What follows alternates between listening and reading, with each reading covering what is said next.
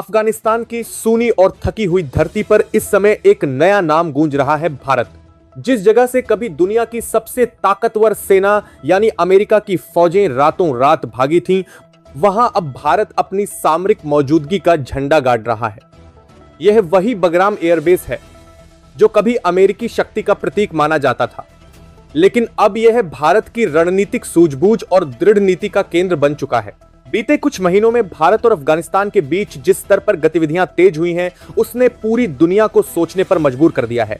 जब बाकी देश अफगानिस्तान को एक अस्थिर और खतरनाक इलाका मानकर दूरी बना रहे थे, तब भारत ने वहां प्रवेश नहीं बल्कि पुनः प्रवेश किया। इस बार योजना और नीति के साथ भारत ने न केवल मानवीय सहायता के नाम पर कदम रखा, बल्कि साथ साथ अपने सैन्य और तकनीकी नेटवर्क को भी धीरे धीरे सक्रिय कर दिया। बगराम एयरबेस, जो कभी अमेरिकी ड्रोन और बमवर्षक विमानों का गढ़ था, अब भारतीय इंजीनियरों और अफसरों की निगरानी में तेजी से विकसित हो रहा है। सैटेलाइट इमेजों में जो तस्वीरें आईं, उन्होंने एक नई भू राजनीतिक हलचल पैदा कर दी है। वहां रनवे की मरम्मत, नए हैंगर का निर्माण और सुरक्षा परतों का विस्तार देखा गया है। इतना ही नहीं, भारतीय वायुसेना के कुछ फाइटर जेट्स की मौजूदगी ने यह साफ कर दिया कि भारत अब अफगानिस्तान में सिर्फ मानवीय मददगार नहीं बल्कि एक निर्णायक रणनीतिक खिलाड़ी बन चुका है। शुरुआत में जब यह खबरें बाहर आईं, तब अमेरिकी प्रशासन ने उन्हें अनदेखा किया। उनका मानना था कि भारत वहां केवल पुनर्निर्माण और राहत कार्यों में मदद कर रहा है। लेकिन जैसे जैसे बगराम की तस्वीरें साफ होती गईं, व्हाइट हाउस और पेंटागन दोनों के भीतर बेचैनी बढ़ती चली गई। अमेरिकी राष्ट्रपति डोनाल्ड ट्रंप ने पहले तो इसे अफगानिस्तान की स्वतंत्र नीति बताया, लेकिन बड़ी आपदे की सरपाटी दूर को बीच अबदोरने दोनों को बढ़ा देने के बाद और आरान के दन 12-1 तर आद में जब भारत ने वहां सैन्य उपकरणों की तैनाती की पुष्टि की, तो अमेरिकी रुख अचानक बदल गया। एक समय ऐसा आया जब अमेरिका ने अपने खुफिया विभागों को निर्देश दिया कि वे भारत की गतिविधियों पर कड़ी निगरानी रखें।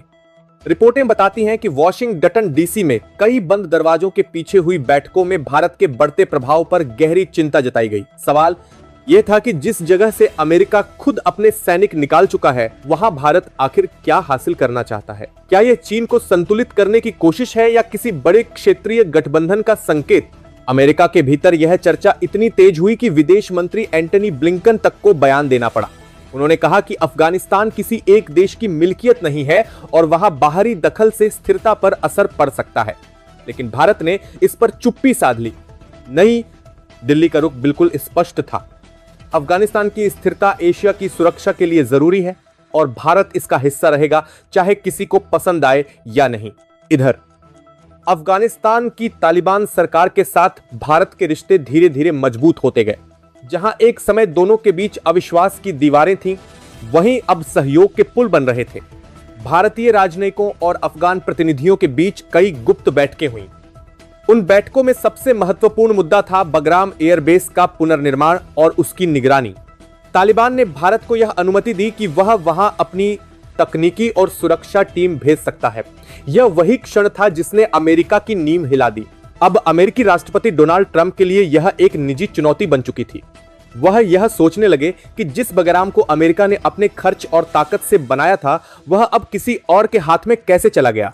उन्होंने राष्ट्रीय सुरक्षा परिषद की बैठक बुलाई और निर्देश दिया कि भारत को इस पर रोक लगानी चाहिए। यहां तक कि उन्होंने भारत को अप्रत्यक्ष धमकी भी दी कि यदि बगराम में कोई अमेरिकी स्वामित्व वाली तकनीक का उपयोग हुआ तो उस पर प्रतिबंध लगाया जाएगा। लेकिन भारत ने फिर भी अपने कदम नहीं रोके। उल्टा भारत ने बगराम के आसपास अपने सुरक्षा बलों की तैनाती बढ़ा दी। अब वहां न केवल तकनीकी विशेषज्ञ बल्कि रक्षा मंत्रालय के अधिकारी भी सक्रिय रूप से काम कर रहे हैं। इस सब के बीच अफगानिस्तान की आम जनता में भारत के प्रति सम्मान बढ़ता गया। कई स्थानीय मीडिया रिपोर्टों में कहा गया कि भारत ही वह देश है जिसने अफगानिस्तान को मुश्किल समय में मदद दी, न पैसा वसूला, न शर्तें रखी, बस साथ दिया। दोस्तों, अगर आपको ये खबर समझ में आ रही है कि कैसे भारत एक बार फिर दुनिया के शक्ति संतुलन को बदलने की दिशा में बढ़ रहा है, तो वीडियो को लाइक जरूर करें और चैनल को सब्सक्राइब करें, क्योंकि आगे जो होने जा रहा है वह कहीं ज्यादा बड़ा है।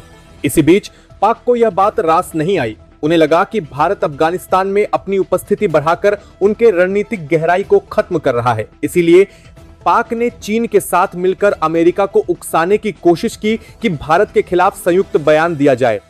लेकिन अमेरिका फिलहाल किसी खुली टकराव की स्थिति में नहीं आना चाहता था। फिर भी अंदरखाने में हालात बदल रहे थे। अमेरिकी खुफिया रिपोर्टों में यह लिखा गया कि भारत ने बगराम में एयर डिफेंस सिस्टम तैनात कर दिया है, जिसमें स्वदेशी तकनीक के साथ साथ आधुनिक रडार और एंटी ड्रोन सिस्टम शामिल हैं। यह बात अमेरिका के लिए चौंकाने वाली थी, क्योंकि उसने यह उम्मीद नहीं की थी कि भारत इतनी जल्दी सैन्य इंफ्रास्ट्रक्चर खड़ा कर लेगा। अब यह केवल एक एयरबेस नहीं रहा, बल्कि एक नया पॉइंट बन चुका है जहां से भारत मध्य एशिया तक अपनी पहुंच बना सकता है। और यहीं से कहानी और दिलचस्प होती है, क्योंकि अब भारत के इस कदम ने न केवल चीन और पाक को बेचैन किया है, बल्कि अमेरिका को भी अपने पुराने निर्णयों पर सोचने पर मजबूर कर दिया है। अमेरिका की बेचैनी अब बढ़कर खुले विरोध में बदलने लगी थी। वॉशिंगटन से जो संकेत आए, उन्होंने साफ कर दिया कि भारत के बगराम में बढ़ते प्रभाव को लेकर अमेरिका अब खामोश नहीं रहेगा। अमेरिकी प्रशासन ने अपने रक्षा सलाहकारों से कहा कि भारत के कदम से न केवल क्षेत्रीय शक्ति संतुलन बिगड़ रहा है, बल्कि यह है अमेरिका की पूर्व नीतियों को भी चुनौती दे रहा है। यह वही बगराम था जहां अमेरिका ने अपने सबसे उन्नत हथियारों और तकनीक का परीक्षण किया था, और अब वही जगह भारत के नियंत्रण में थी। अमेरिकी राष्ट्रपति डोनाल्ड ट्रंप ने अपने बयान में यह कहा कि भारत अफगानिस्तान की संप्रभुता का सम्मान नहीं कर रहा, लेकिन हकीकत कुछ और थी। भारत ने अफगानिस्तान की सरकार के साथ एक औपचारिक समझौता किया था, जिसके तहत बगराम एयरबेस को पुनर्निर्माण, राहत और संयुक्त सुरक्षा प्रशिक्षण केंद्र के रूप में विकसित किया जाना था। अफगानिस्तान के विदेश मंत्रालय ने खुद इसकी पुष्टि की थी। इसके बावजूद अमेरिका ने इस कदम को अपने प्रभाव क्षेत्र में दखल माना। वॉशिंगटन के मीडिया में लगातार यह कहा जाने लगा कि भारत का असली उद्देश्य सिर्फ बगराम को पुनर्निर्मित करना नहीं, बल्कि उसे मध्य एशिया तक पहुंचने के लिए एक रणनीतिक गेटवे बनाना है। ट्रंप प्रशासन के कुछ वरिष्ठ अधिकारियों ने यहां तक कहा कि भारत के इस कदम से अमेरिका की सदी की सबसे बड़ी हार दोबारा सामने आ सकती है। भारत ने इस पर कोई जवाब नहीं दिया। नई दिल्ली की रणनीति बिल्कुल स्पष्ट थी, शोर मचाने वालों से नहीं, कदम उठाने वालों से इतिहास लिखा जाता है। इसी नीति के तहत भारत ने अफगानिस्तान के अंदर अपने प्रोजेक्ट्स की रफ्तार और तेज कर दी। अब केवल भारत ने कोई जवाब नहीं अपने दूरती गिराने देखी दूर दूरा को साथ बगराम ही नहीं, बल्कि आसपास के 3 अन्य छोटे एयर स्ट्रिप्स पर भी भारतीय इंजीनियर और तकनीशियन काम कर रहे थे।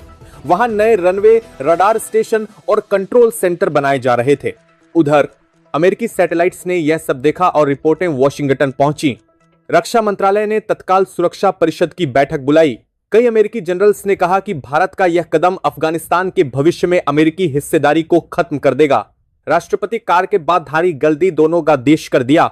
अमेरिकी जनरल्स ने कहा कि भारत का यह कदम सुरक्षा परिषद की बैठक बुलाई। ट्रंप ने तुरंत आदेश दिया कि भारत को औपचारिक चेतावनी भेजी जाए। इस बीच भारतीय मीडिया में भी इस खबर ने हलचल मचा दी। हर न्यूज चैनल पर यही चर्चा थी कि क्या भारत और अमेरिका के बीच टकराव की नई रेखा खिंच चुकी है। विदेश मंत्रालय ने इस सवाल पर कहा कि भारत किसी भी देश से टकराव नहीं चाहता, लेकिन अपने हितों से समझौता भी नहीं करेगा। यह बयान दुनिया के लिए एक संदेश था। भारत अब सिर्फ एक क्षेत्रीय ताकत नहीं, बल्कि एक स्वतंत्र निर्णय लेने वाला वैश्विक खिलाड़ी है। हालात और बिगड़े जब अमेरिका ने अफगानिस्तान की सीमा के पास अपने ड्रोन भेजने शुरू किए। कहा गया कि वे खुफिया मिशन पर हैं, लेकिन भारत ने इसे स्पष्ट तौर पर अपनी गतिविधियों की निगरानी माना।